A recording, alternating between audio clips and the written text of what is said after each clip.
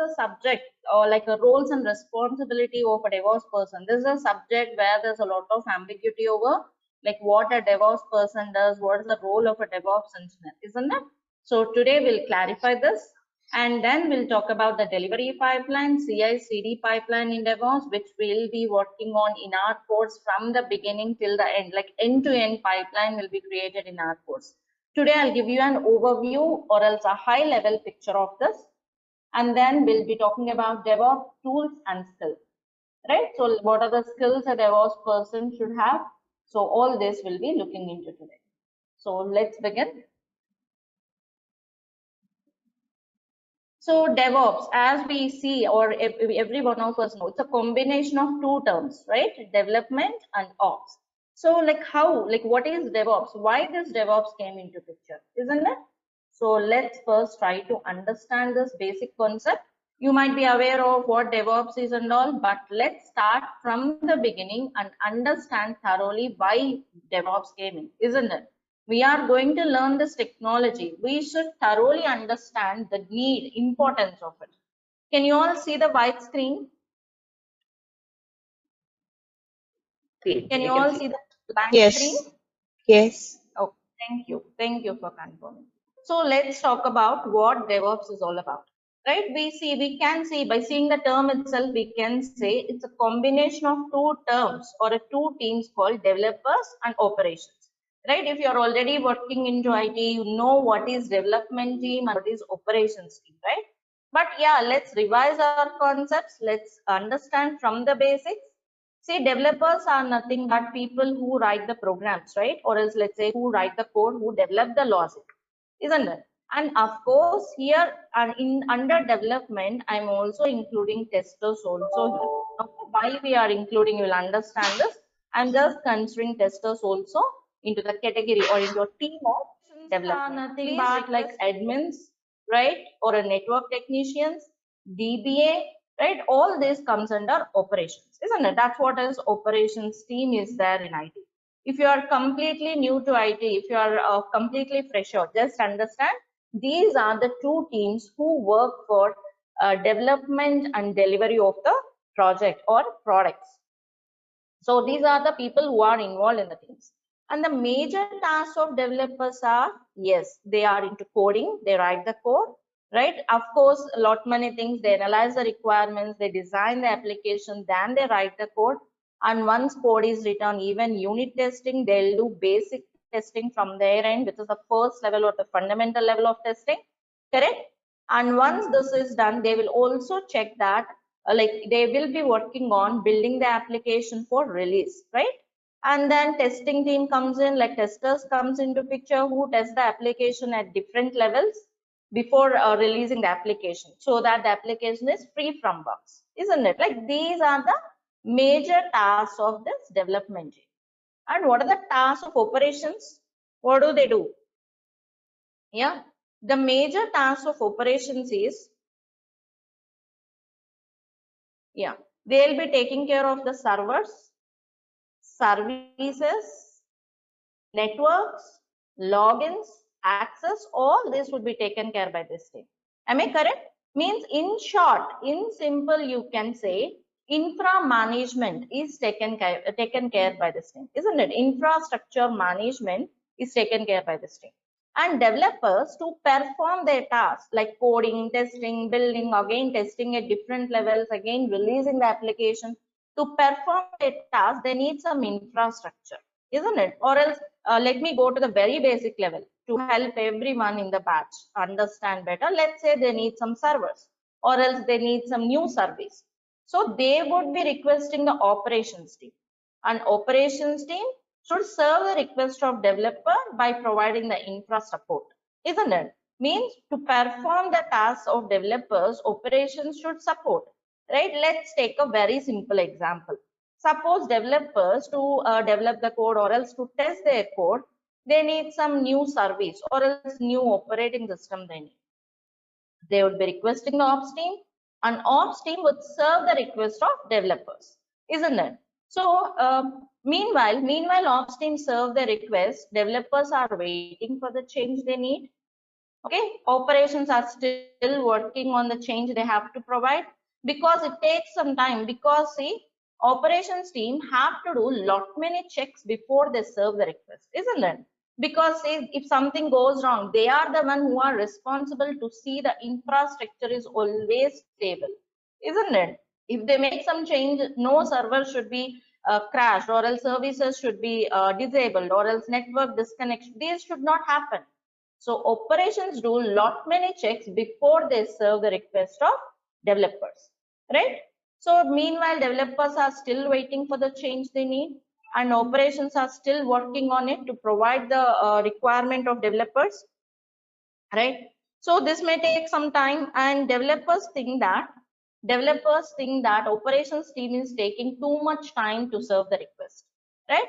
And ops team think that developers are always requesting which they are not sure of. Means developers always need some agility in the infrastructure, some changes in the infrastructure to perform their task effectively. And operations, they always look for stability in the infrastructure, because they are the one responsible. They should make sure the application is working fine, there is no downtime, servers are running unstable, correct? So there arises some gap between the teams. There is some gap between the teams. There arises some gap between the teams. See, here we are first talking about why DevOps came in, then we'll talk about what DevOps is and so on. So now, yeah, there arises some gap between these two teams. How to overcome this gap? Yes, anyone, how to overcome this gap between the teams? You can unmute and talk, you can share your inputs. If you're already into the concept, if you have some understanding, you can let me know your At a input. time because in the whole team before it is something who works on development and QA is a different uh, one procedure after one procedure, but three persons involved in one time. Yeah, yeah, yes. So there Same. are multiple solutions implemented here in different projects. Thank you, Teja, for sharing your input. And also, like to overcome the gap between the teams, actually, there came DevOps into picture. Are you all seeing the white screen again? So to overcome this gap, there came DevOps into picture. So this is one use case or one scenario to understand why DevOps came in, to overcome the gap between the teams and to help the teams in collaboration. They should be working in proper collaboration, in proper understanding. What is meant by that? How is that possible? I'll explain you. Okay, we are going step by step.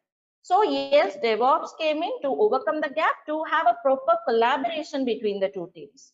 Let me take up another use case, another scenario two. Let's take up another scenario, why DevOps came in. See, developers are, the major task of developers are like coding, like I told you, right? And of course, they do unit testing, and testers comes in, they test the application at different levels, and then it comes to delivery and maintenance, right? So that's what, that's a major challenge, or the major task of development team. So once they are ready with the application, they would be handling that application, hand over that application to operations team. Operations take care of deploying the application. They take care, or they see that there is no downtime for the application. They see that the environments are stable, isn't it? These are the tasks of operations, and these are the tasks of developers. So when the app developers are handling this application to operations for deployment, there will be some miscommunication, or there would be some delay, because see, developers, their roles are totally different from operations. There are two separate teams which are very important for your application to reach the end users at the right time without any delay, right? But what is happening? There is no proper communication between them. So developers are handovering this application to operations, but operations takes more time for it to bring it to running state, working state, because they have to check the environments, they have to see compatibility of the applications.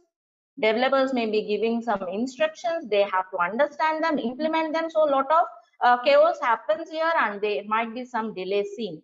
So again, yes, there is a gap between the teams, no proper collaboration. That's why DevOps came in. Is this point clear for all of you? Is this much clear and understood for everyone? Am I clear? Yes. Please confirm me if you have any question or any confusion. Please let me know. Yeah, why we are using agile methodology? I'll talk about this. Okay. Thank you, Govardhan, for sharing. I'll talk about Agile also in a while. Yeah, why Agile was not successful, why DevOps can we will discuss. So one reason is to have these teams in collaboration. They should work in collaboration. They should work in a proper collaboration, right? What are the other reasons? Is that the only reason why DevOps came in? To understand the other reasons, also let's talk about the traditional methodologies like waterfall methodology. If you take a waterfall methodology, yes, this is a typical methodology, SDLC methodology, which served the industry for decades. But this methodology posed challenges for both developers and ops teams, right? What are the challenges posed by the waterfall methodology? Yes, what are the challenges this methodology has posed for developers? Lot many challenges, like you might be knowing well about this, like it's a very slow methodology. Once development happens, it goes for testing after a couple of months, isn't it? It's not going for testing immediately. Bug fixing is slow, right? Bug fixing becomes slow in this methodology, not flexible. Because, okay, let me give you the different stages of waterfall quickly.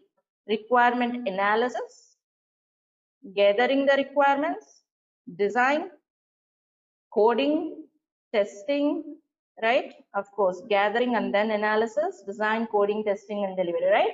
Here the phases goes one after the other, right? Suppose you are in coding, client came with new requirements. You cannot go back and take the new requirements or modifications, isn't it? It doesn't work there. You cannot just go back and accommodate the modifications to the requirements. New requirements cannot be accepted. So it's not a flexible model. See, suppose you got requirements in 2020. If you are not accepting any changes and if you are all delivering it on 2022 without any changes in between in these 2 years, it doesn't work anymore. Client doesn't need the product, right? Complete software is delivered all at once. So business changes very rapidly. It's a customer facing world, right? So it doesn't work in reality. So these are all the challenges developers face because of this model. Similarly, ops teams also face the challenges, like because it's a slow methodology, they need to maintain server uptime for longer duration, correct? And poor configuration management. Configuration management is a separate concept. We'll be discussing in detail in the course. I'm trying to give you a high level picture here. But let me tell you, configuration management you can consider like controlling or managing your infrastructure. Let's say you have 100 servers. If you want to put some packages there, if you want to know what is happening at what server in detail, that's where configuration management comes in. And if everything is happening manually without any tools, obviously it doesn't work. Also, no proper monitoring. So these are all the challenges of waterfall methodology. Agree with this, all of you?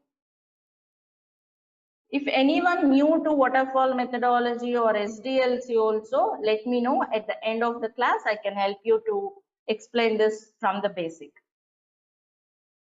But got this clear, all of you? So yes, there are challenges. So to overcome these challenges, there came Agile methodology into picture. Am I correct?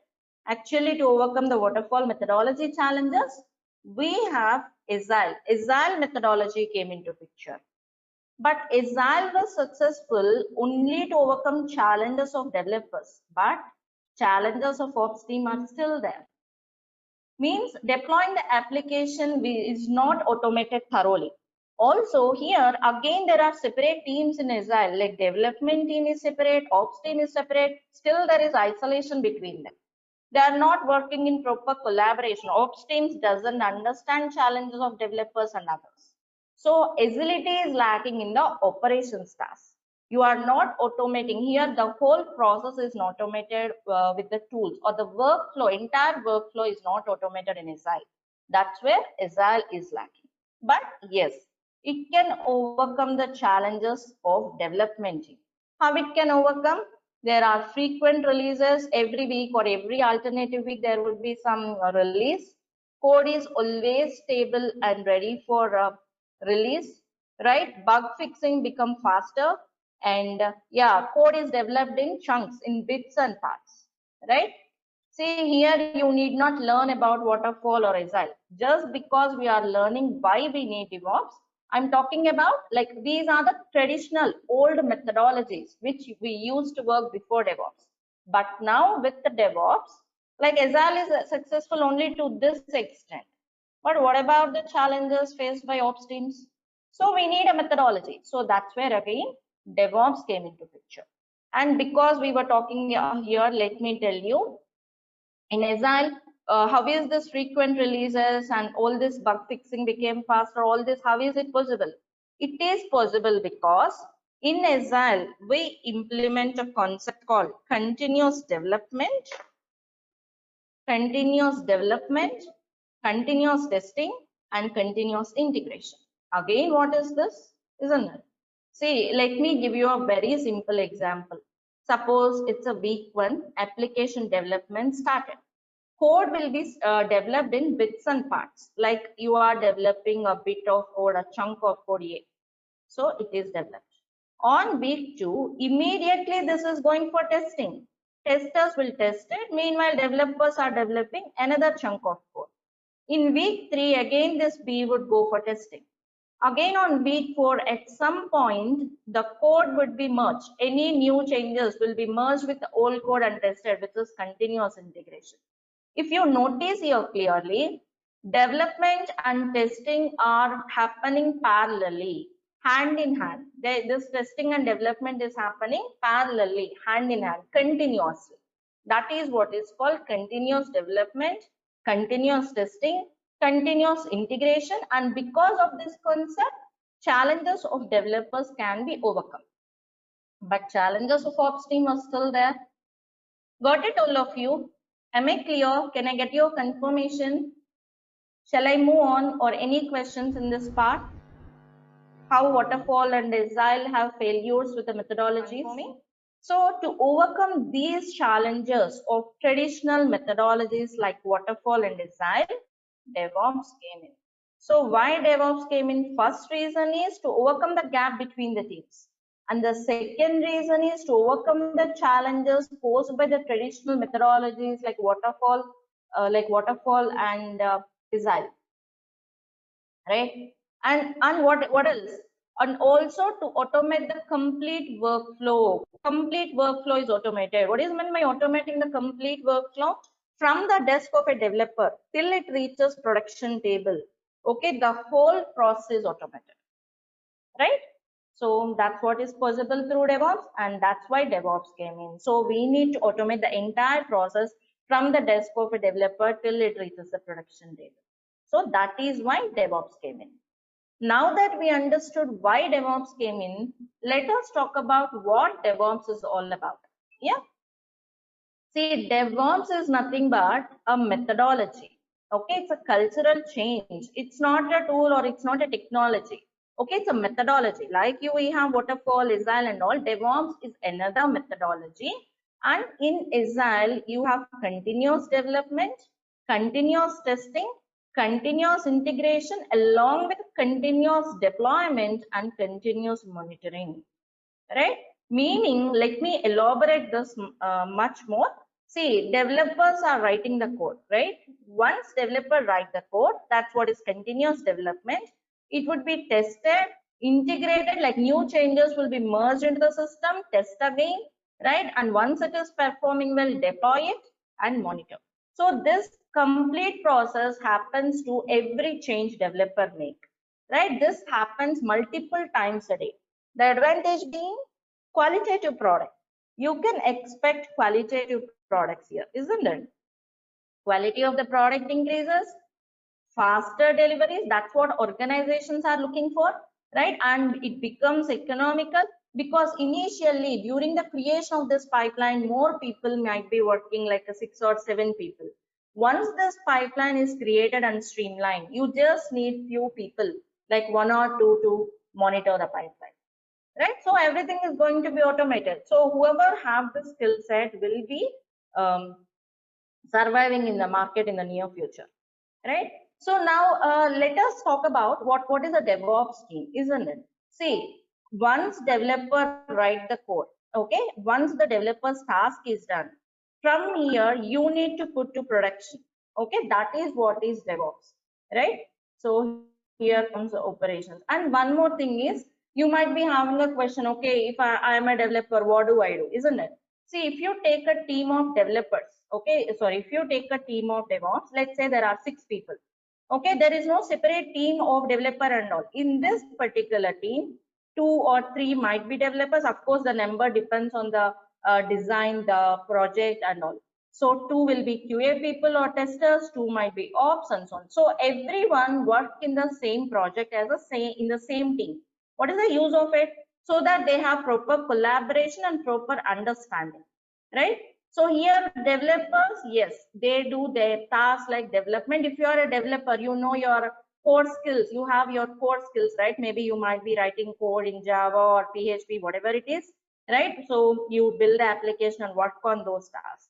Testers, yes, they write the test case and all. Operations will be working on configuring the infrastructure, deployments. Then what else they do? See, whether you are a developer or tester or ops person, if you are working in a project with this methodology, you should know certain skills, certain tools, certain strategies to implement the DevOps. Means apart from your core skills, you should be knowing certain skills to work in DevOps project.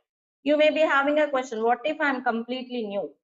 You're right, you might be a fresher, you are not a developer, tester or ops person. That is also fine. If you are not a developer or tester or ops person, once developer is ready with the code, we should automate the process till deployment, right? You'll be working in that process. So here everyone is working in the team. They should work with proper collaboration. Developers should be working with the testers, they should be working with ops. It doesn't mean that an ops person should go and write the code. No, developer still performs his task. You should understand the challenges, responsibilities of other teams. That's it. You have to understand the responsibilities, challenges, requirements. There is no more blame game here. Everyone is working in a single team with proper collaboration. Let me try to differentiate this with respect to the other methodologies so that you can understand better. See, if you take a waterfall methodology, okay, there are separate teams like a development team, or else let me talk about the phases first. Main stages or phases are like development, testing, then delivery and maintenance, right? So these are the major phases, and each happens one after the other. But if you talk about Agile, right, here development, continuous development, continuous testing, continuous integration, then delivery and maintenance. So here agility is lacking. Once the complete code is integrated and tested, it would go for delivery and deployment, and the process is not completely automated here, right? And also there is a separate team like development team, testing team. They are all separate teams in Agile methodology. But now with the DevOps, every change made, okay, will go through testing, integration, deployment, and monitoring. And this is all, it's a single team where developer will be involved, tester will be involved, ops person will be involved. So developer will still work on the code, tester will still perform their testing responsibilities, but they are working in a single team with a proper collaboration by proper understanding. And everyone should know certain skills, certain tools. Those are the things we are going to learn in our course. Got it clear? Many of you might be having a question like, what are the roles of a DevOps person? The role of a DevOps person is to automate the whole process. Once developer is ready with the code, you should be able to take it till production. So what are the tools required in this process? What are the technologies you should learn? What are the strategies you should learn? Those are all the things we'll be learning here. Am I clear? Dheeraj, Govardhan, Harshita, every one of you got the point, understood the roles and responsibilities. But how Yeah. that is possible, how they can collaborate, we are going to talk about that, right? Okay, we have differentiated with respect to the phases, right? Let me also differentiate with respect to the themes.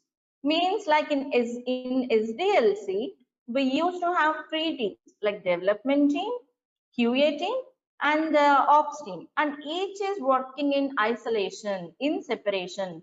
What is meant by that? Like they don't understand the challenges. They don't know why ops team is taking too much time. Ops teams doesn't know why developers are taking so long or else requesting always some changes.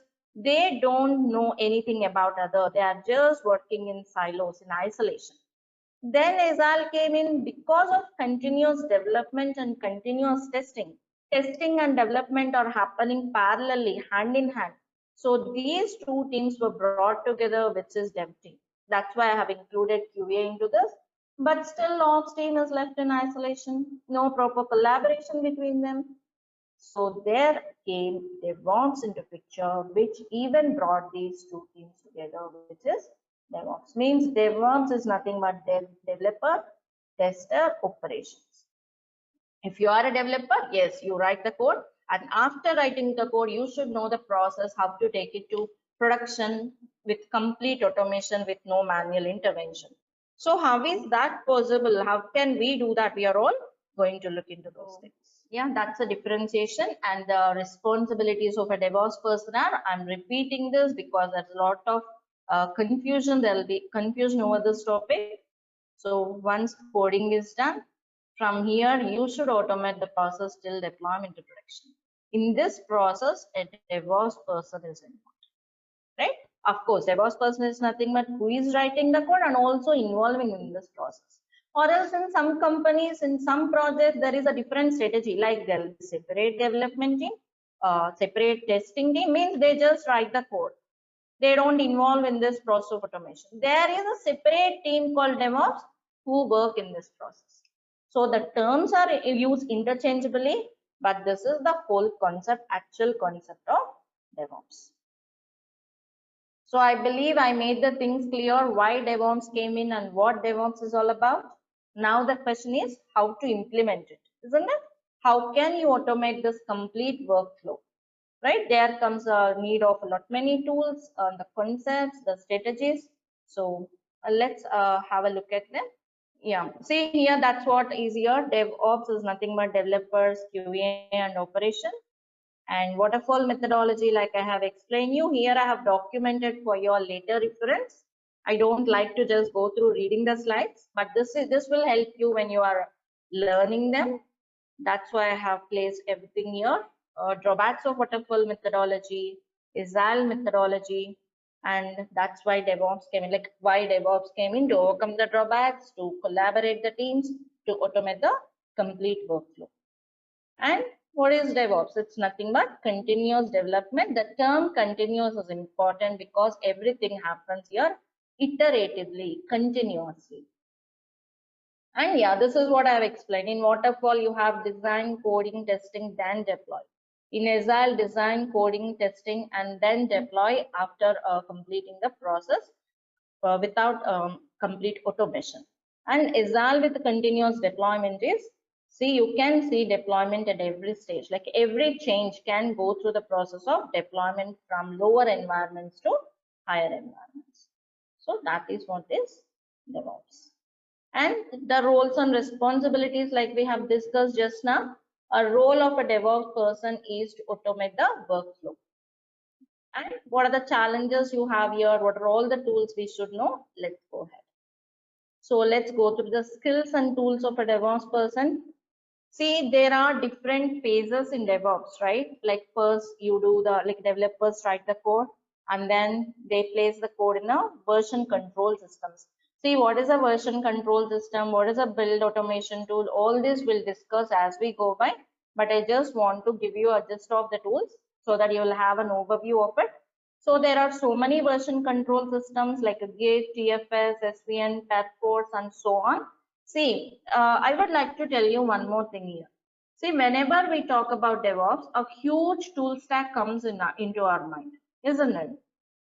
And we will be worrying about which tool to use. We get sometimes overwhelmed with the tool set. So don't get panicked, or else you need not worry about the huge tool set. Master one tool under the category. Here we are covering the tools which are very widely used in the market, right? So master one tool in the category, you can switch or learn other tools very easily, right?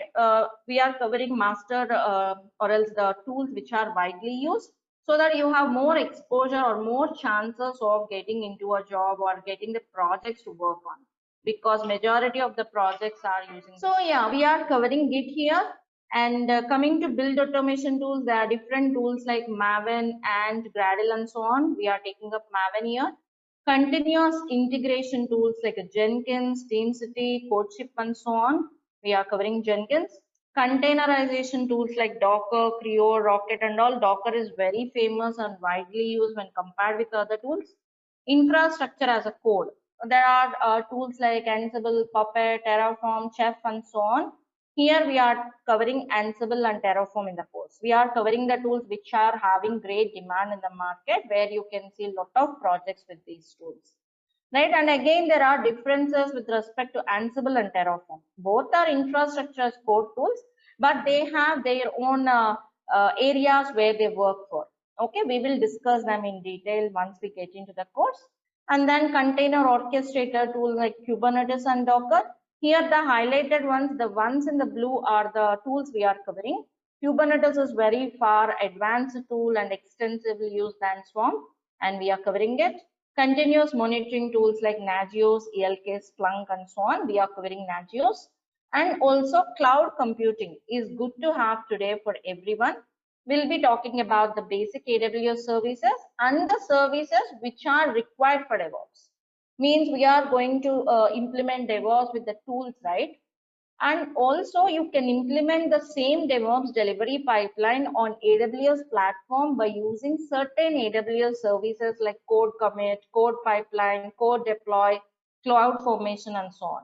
So even using those services also, we are going to build a delivery pipeline. We'll be having a complete demonstration of these tools and see how they work in reality. Any questions on this page? I have a question, ma'am, actually. So what is Yes. this actual terminology called version control, build automation tools? What is this continuous integration? Like, if you could just give one line about it, we can understand more.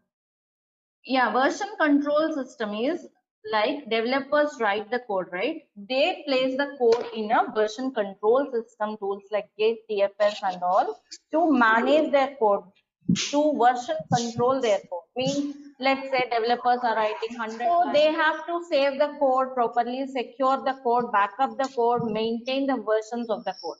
That's where version control systems comes in. See, in our course, I have allocated one separate module for each tool. Okay, therein we'll be talking about what each tool does, the architecture of the tool, different tools, the differences, and then the complete hands-on on each tool. Okay, we'll be taking up each tool one by one. Anyway, just give you a simple description of each tool. Yes, please. Anyone Then trying to? that's not be a problem. Sorry? And then I think Hello? that will not be a problem. And we can see it each and every Yeah. part. Then. Yes, yes. Here, this is like I already told you, this is an overview or a high level picture of DevOps. Anyway, let me give you a quick description, a small description of the tools. Build automation tool is like where you can use it for compiling your code, packaging your code, or else like say, let's say code is developed. Okay, to deploy it, you need to put it into a file like a compressed format, or else if you take a simple example like Java code, you can convert into a jar file or else a var file to deploy. So that's what build automation tool does. Of course, it does beyond it. We'll discuss them in that particular chapter. And continuous integration tool is Jenkins, wherein it will help you to execute the pipeline. See, in the next slide, we are talking about the delivery pipeline. You will get a more clarity on the tools. Containerization tools are like which can help you pack your application along with dependencies. But that single line doesn't make any sense, right? But just understand that can help you pack your application along with the dependencies. They provide you some runtime environment for your application. Infrastructure as a code is to configure your infrastructure, configuration management tool, you can say. Container orchestrator, which can orchestrate your containers for high availability of your containers. They can load balance your containers. They can help you scale your containers. And then comes monitoring tools, which can monitor your infrastructure, which can monitor the health of your infrastructure, which can monitor your applications, services, networks, whatnot, everything can be monitored. And then comes cloud computing services. Like I said, every cloud provider offers certain services to implement DevOps with the services they offer. That's what we'll be seeing here. Right? What is orchestration? What is meant by configuration management? All these things we shall discuss elaboratively as we go by. In the next slide, you'll get a more clarity. See, DevOps is so huge. Each tool description and understanding takes a couple of hours, okay, to thoroughly understand. Just remember, we are covering the tools and these tools falls under the category. Like I said, you need not worry or try to learn every tool in each category. Okay, don't ever do that. Learn, master one tool. Okay, so that because the underlying concepts of different tools under the category remain same, you can switch or work on other tools very easily. Am I clear with this page? Preeti, I have a small doubt on this. Yes. Yes, please, Teja. Yeah, actually, you told me that some of the tools you about this what you are going to explain. If I need some more introduction about remaining tools, for example, like Puppet and remaining things, Docker, what will you able to give me some will you explain that during the session? Just remind me at the end of the class, Teja, your question will be answered. Okay, I'm going to talk about them. Okay, Okay, okay, I'm going to discuss about that also at the end. okay. So yeah, I'll come to the question again in a while. And Govardhan says, in Jenkins, are you explaining declarative and scripted pipelines? Yes, Govardhan, we are going to create a delivery pipeline with a pipeline as a code concept by writing Jenkins file. Okay, we are going to create the delivery pipeline and we are going to write this code for the entire pipeline. Yes, declarative and scripted pipelines are going to be covered. Okay, which script you are using for that? Yes. So while creating script-based pipeline, which script you are Okay. using? Explain. Scripted pipeline, to create the pipeline as a code or to write this to create the pipeline with the script, we'll be using Groovy script in a Jenkins file. Okay. Okay, fine. All right. So yeah, now let us talk about the major and the very important concept called delivery pipeline. Okay, this will help you understand the things more effectively. Till now we have discussed the like automating the workflow, right? But how is this workflow going to be automated? Isn't it? Let's see that. Let's have a look at it. So yeah, now let us talk about the delivery pipeline, the CI/CD pipeline, which is very helpful. And on this is the pipeline I'm going to work on. Okay, so let's proceed. So see here where each tool comes in, where do you use each tool, what each tool does will be explained here. So please concentrate now. So first, let's suppose a team of developer writes the code. Okay, so let's say a team of 10 people are there, and like for the benefit of beginners, I'm explaining here. Developers write the code to meet the expectations of the client. Like let's say there will be some requirements given by the client. Like let's suppose take some online banking application, HDFC Bank. Okay, we are using it in our daily life. Let's say. So the application will be developed by some developers, isn't it? Like HDFC Bank is a client, they'll provide some requirements and developers will write the logic to execute or to build the application as per the requirements. So they write a lot of logic. It could be any language, Java or a C# or a Perl or a PHP, Python, whatever it is. Developers write lot of code. Hundreds of program files will be developed. So how to store the code? It's not that you can just keep it in your local machine in a directory, right? It's a very confidential code and the code should be saved properly, secured properly. At a time, 10 people might be working on the same files, isn't it? This is all how it works in a practical world. Am I correct? Anyone new here, Harshita, whoever are new, this is for you. Following everyone. So yeah, they write a lot of code. So to save the code properly, to back up the code properly, to version control the code properly. Of course, again, you may be having a question like what is meant by saving the code properly, securing the code and all, right? That we'll see with the hands-on once we begin the tools. So just understand, yes, developers are writing the code, and to save the code properly, they put the code in some version control systems. That's where version control system like Git comes in. Okay, fine. Okay, code is placed in Git. So now what I need is, as a DevOps methodology, I want to automate the complete workflow. Once developer write the code, okay, I need a system which can sense it, means that should identify, okay, some new changes were done. It should pull the code and take it to the next step of building the code. What is meant by building the code, I'll tell you. So just understand, I need a system which can pull the code from developers version control system, take it to the next step. So what is that system? What is a system that can sense and pull the code? So that's where Jenkins comes in. Jenkins works like a continuous integration as well as orchestrator for our delivery pipeline. What is meant by orchestrator? What is the definition of an orchestrator? Dictionary meaning. I'm talking about dictionary meaning of an orchestrator. Like orchestrator is like a manager, right? If you take a music band, orchestrator will just play the or will just wave his wand and tell which instrument should be played at what level, isn't it? Different musicians will be playing sitar, guitar, violin, and so on. The orchestrator will wave his wand to tell which instrument should be played. Am I correct? The same is the case here. Jenkins works like an orchestrator for our delivery pipeline.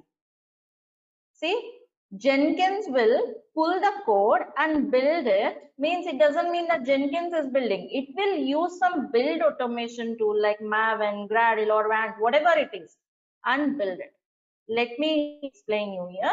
See, Jenkins is like orchestrator, and there will be something like jobs in Jenkins. See, I can show you once we start hands-on, but I'll explain you like how it works.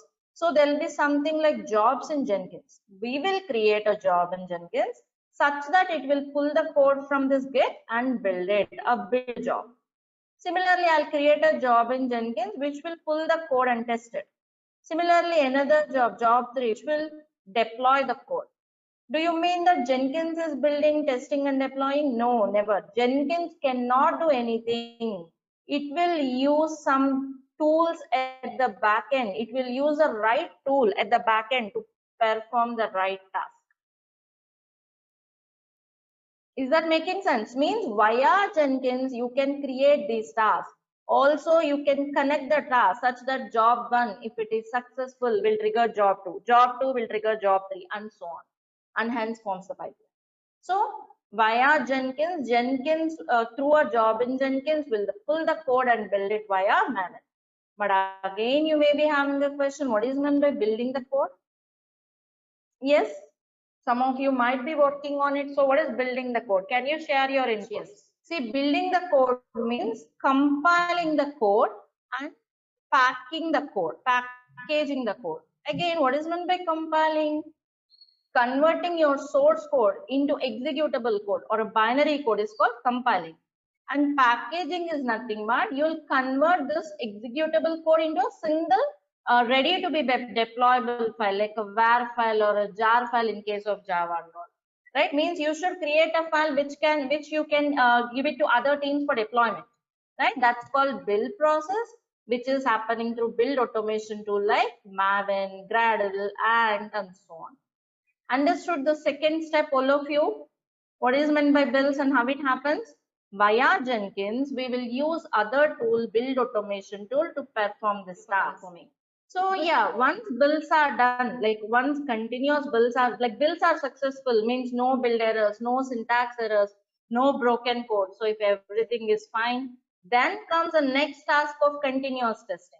So testers will be writing some test cases, maybe integration testing, regression testing. Again, different levels of testing comes in. They may use some test automation tools like Selenium, JUnit framework, or different frameworks, different test tools can be used, and like Selenium. And those test cases will be executed via again Jenkins.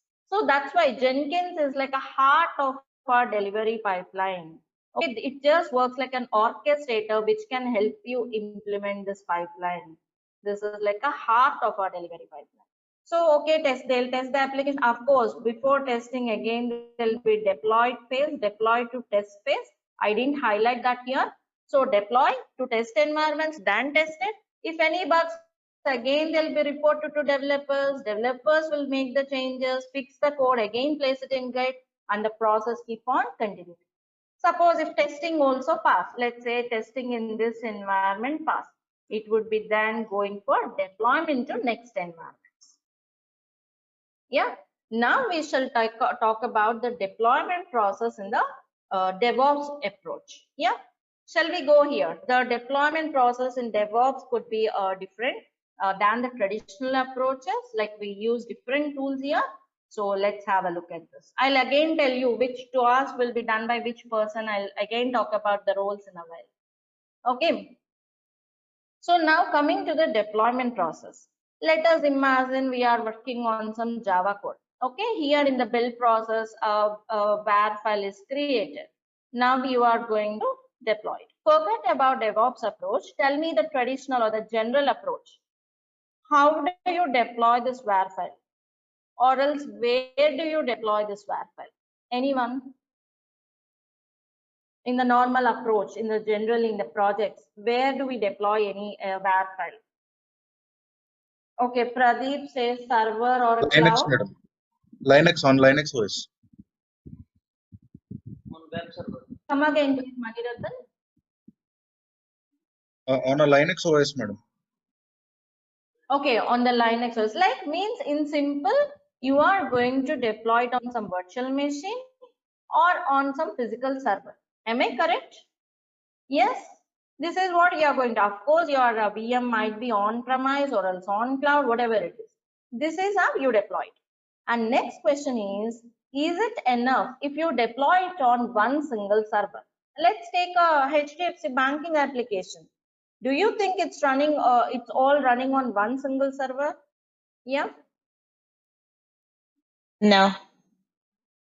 Yeah, obviously no, because it has to meet user or else it will have a lot of requests across the world, isn't it? Lot many user requests it should accept, so it should handle the requests, it should handle the load. So obviously number of servers.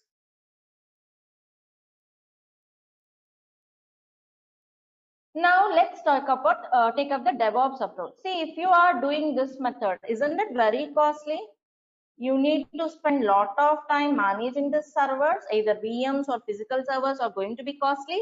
Of course, physical servers are much beyond the budget. Generally, it would be very much costlier. VMs or cloud instances, so it takes a lot of time to create them, manage them. Separate teams should be there, right? It is very costly.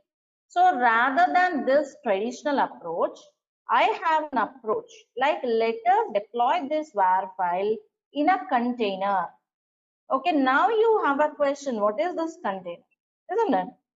There are lot many differences between containers and virtual machines. They are totally different with respect to the architecture. I'm sorry. They have a total different architecture. They are architectural wise completely different, performance wise also different. Okay, that discussion takes 1 hour. We'll be doing it in the Docker chapter. Okay, but here let me tell you a simple difference to understand why you should do it.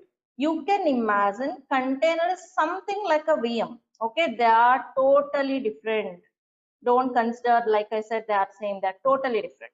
But you can imagine container is something like a VM where you can run your application like a var file. But if it is something like a VM, why should we go for it, isn't it? The simple reason I can tell you at this context is it's very light. Okay, it's a very small, lightweight. Lightweight means it consumes very less resources like memory, CPU. It works very faster. Whereas unlike a VM or a physical server, you have to, of course, creating them, you can create them on the fly. Whereas VM creation takes a lot of time, lot of effort. There should be a separate team to manage them, and they are very big. They consume lot of resources like memory and CPU, isn't it? If you all have worked on VMs, you can sense it. they consume, you need to allocate a lot of resources for them. Am I correct? Whereas container, you can imagine container is like a, what is the dictionary meaning of container? If you check it in a dictionary, it's like a holder or a bowl kind of, right?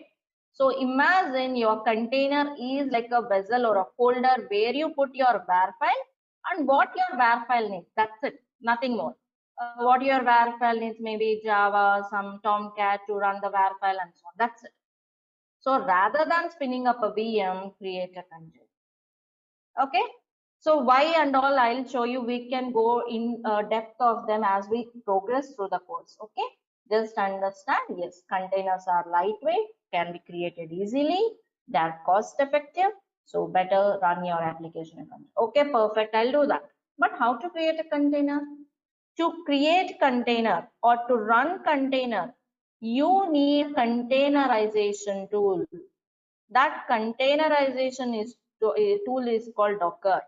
That's called as containerizing your application or else dockerizing your application. We are going to discuss about all these things in our course. We are going to see the practical demonstration of building this delivery pipeline in our course. Yep. So yeah, that's where Docker comes in.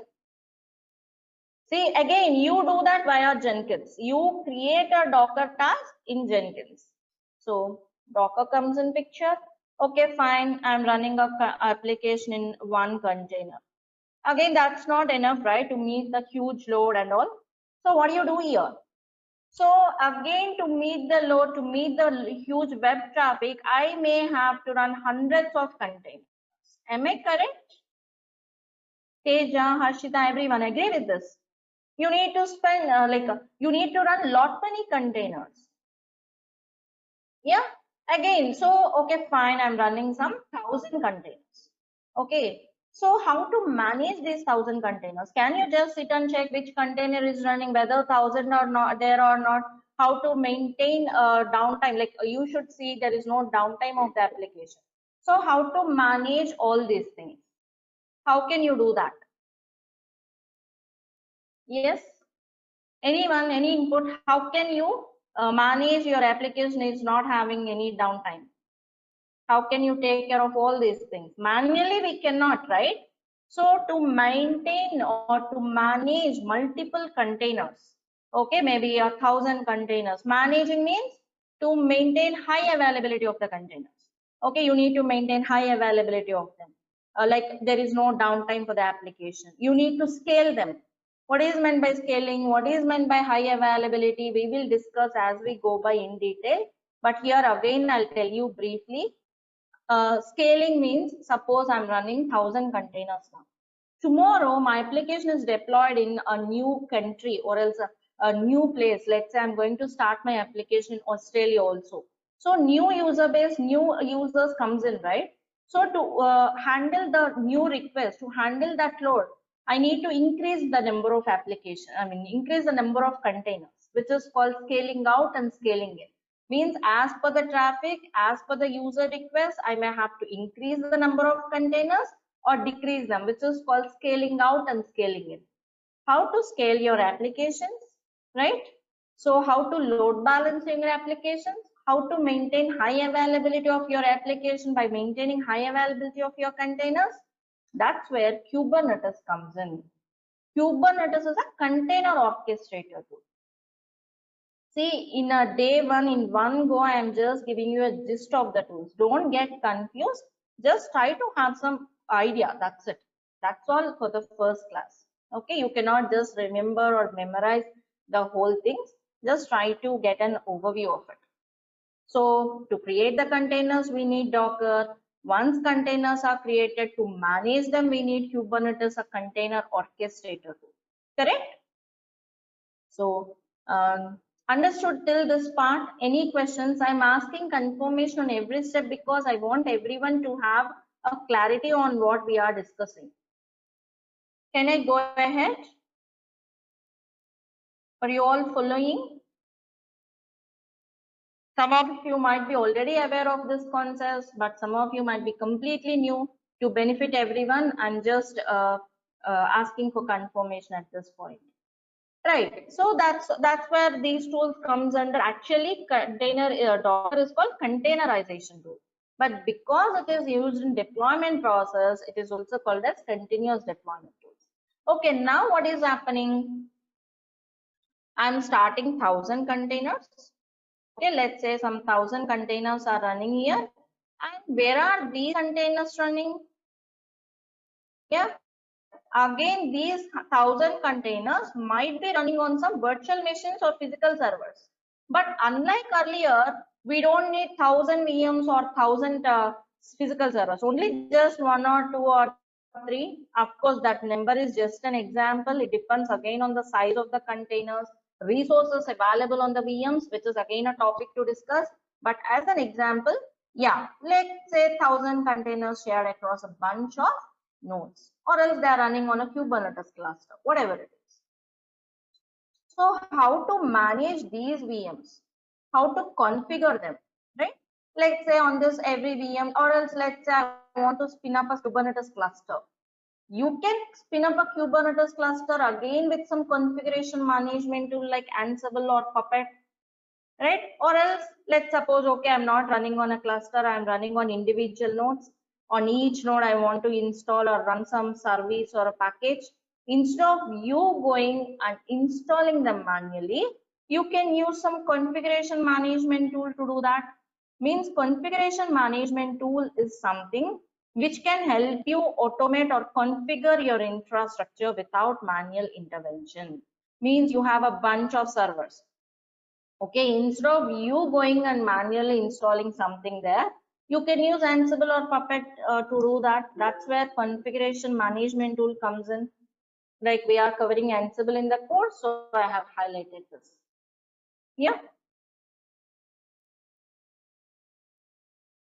So, okay, fine. Let me draw this clearly once again. Just give me a second. So what is happening here? Let's say having 1,000 containers. Those containers are running on some virtual machines. They could be machines in a Kubernetes cluster, or else they could be some standalone servers. You can deploy it in either ways. It's not mandatory you should use Kubernetes. But where you need Kubernetes, I'll tell you. So whether it is Kubernetes cluster or standalone nodes, those nodes can be configured and managed by Kubernetes. Configured and management, once VM is ready, okay, you want to make some changes here, some other changes on virtual machine 3 or a 2, 1, that can be done with a configuration management. And Ansible also help you in having detailed history of what changes are happening on which server at what time. This complete control you'll have. That's where Ansible comes in, right? And what else? So, okay, fine. Containers are running, so Docker is used here. If you want to provide high availability for them, you will use Kubernetes. And if you want to manage these VMs, you'll use some configuration management tool like Ansible. Perfect. But okay, how do you create these VMs? Isn't it? If there are again too many VMs, let's say 10,000 containers running on 10 VMs, how do you create those VMs? Isn't it? That's where infrastructure provisioning tool like Terraform comes in. Right, that's where Terraform comes in. Terraform is in great demand right now. Many of the projects are going for Terraform because it's great in provisioning the infrastructure. Means, okay, VMs are configured by, like, you can configure those VMs with Ansible. But first of all, you need to create the VM. You need to create the environment, right? The underlying infrastructure creation, provisioning can be taken care by Terraform. So that's where Terraform comes in. And we will be learning this delivery pipeline by integrating tools like Ansible, Terraform, Docker, Jenkins, and so on. So once this deployment process is done, it may be too huge, right? Like lot many concepts, lot of things we are learning. See, don't get overwhelmed. We will be we'll be going through each of these stages in detail. Okay, like we'll take up the Git part first in detail, then Jenkins part, then Selenium, of course, then the test case execution part, then deployment process using all these 4 tools. Once your application is deployed, it can be monitored by some monitoring tools like Nagios, or many monitoring tools are there. and then feedback could be sent to the respective team. See, please consider this is not always to developers. Okay, feedback will be sent to the respective teams. So this is your complete delivery pipeline, which we are going to demonstrate in our course. Means our course is not just learning each tool separately as a separate technology. We are also integrating them and see how they work in reality with a complete flow. That is the agenda of the course. Interesting, isn't it? So we'll be seeing this in live. We'll have a live demonstration here, and all this may happen on some cloud environment as well. So instead of the tools, you can also develop this pipeline by using some AWS services like code commit, code deploy, code pipeline, cloud formation services, which also will be covered. Means first we'll be creating the pipeline by using the tools. Then we'll be talking about the alternative AWS services which can be used to create the pipeline. Is that making sense? Means first we'll create the pipeline like this. Then later on, instead of using the tools, like instead of using it, you have AWS code commit. Okay, instead of Beacons, you have AWS code pipeline. If you talk about Ansible and all, you have cloud formation services. Okay, so how to create the pipeline using these services and when should you go for it? All this will be done. Right? So that is all our course about.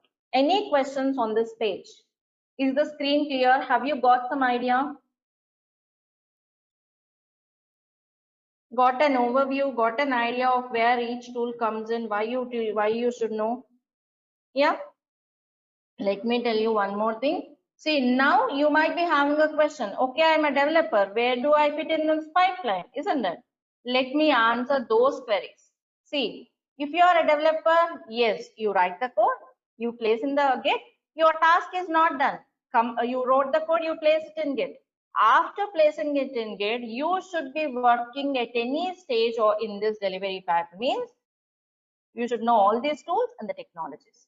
Okay, if you are a tester, yes, you should know writing these test cases. Apart from this, once developer is ready with the code, you should be working at any stage in this pipeline.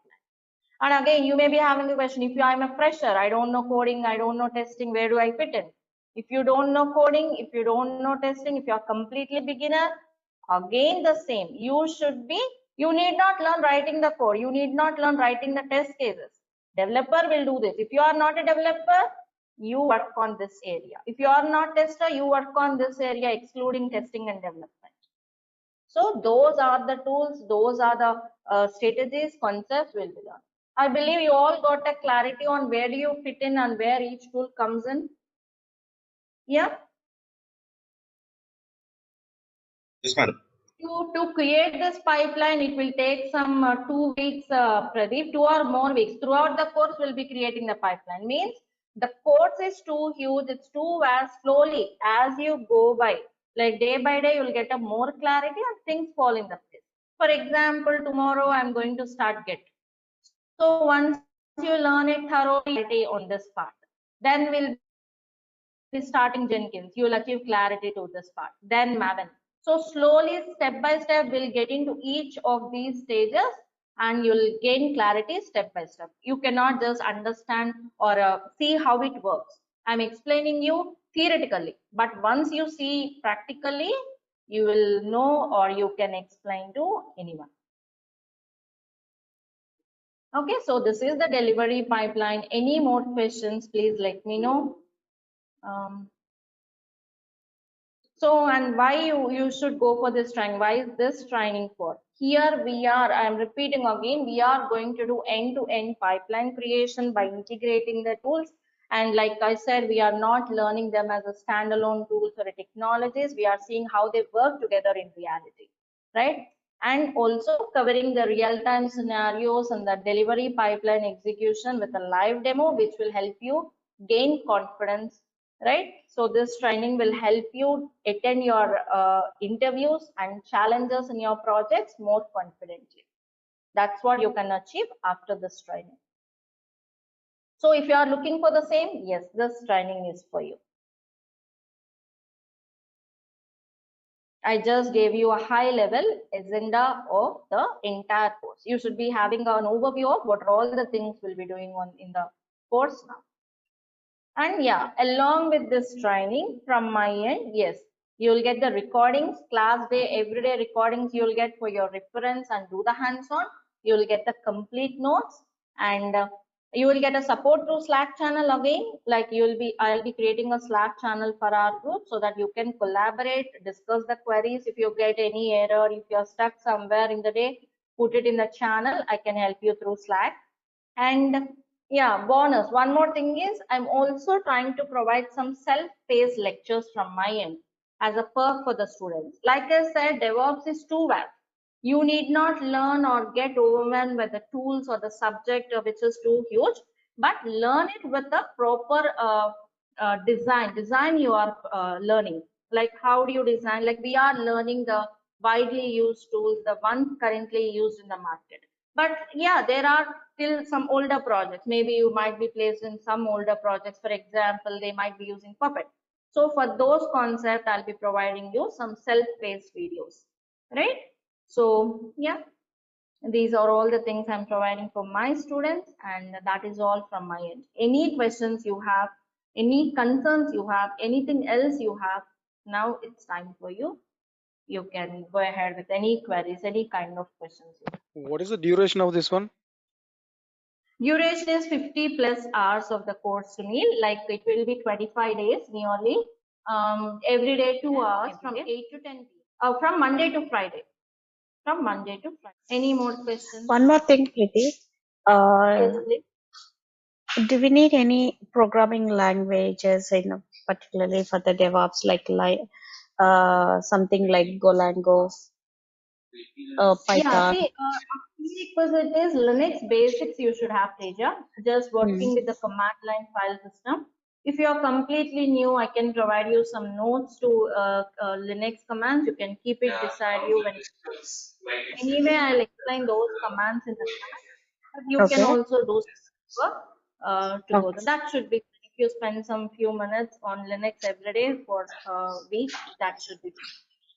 Okay. If some days if we miss the class, do we can go with the if it is a 50 hours duration. That means if we miss the class in between the class, do we get in the recording for that as well? Yeah. Every day I'll provide you the recording. Okay. Every day you'll get the recordings of every class. If you miss or if you join a bit late, you can go through the recordings. Okay. Okay. Thank you. All right. Then thanks everyone for joining. Thank you all once again, and please reach me to proceed further. Thank you all. Bye everyone, Madam. and have a great day. Thank you all.